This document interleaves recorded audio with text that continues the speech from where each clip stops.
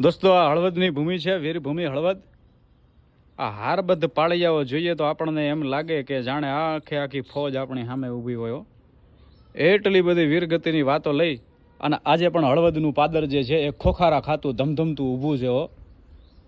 એવો રક્ત તરબોળો એનો ઇતિહાસ જે છે, અહીંની જે રતુંબડી ધરતી, એને તો એટલા બધા શૂરવીરોને એમ કહેવાય કે જન્મ આપ્યો છે મારા વાલા.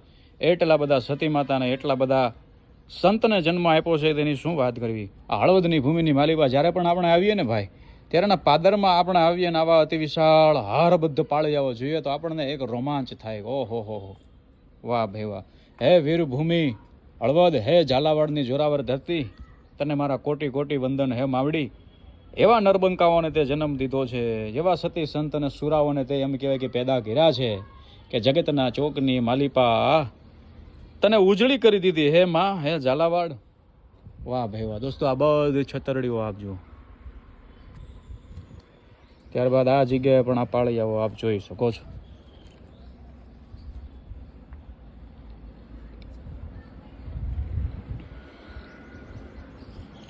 દોસ્તો તમને વિનંતી એ કરવાની કે જ્યારે તમે હળવદમાં હોય ને ત્યારે આ બધી જગ્યાએ વિશેષપણે ખાસ આવવું. અને આ બધા છતરડીઓના જ અવશેષો અહીંયા પણ જોઈ શકો છો.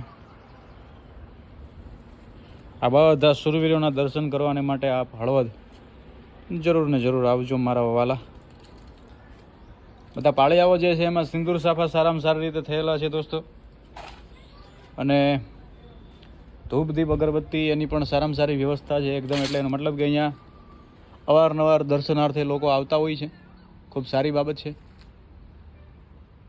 વાહ ભાઈ વાહ.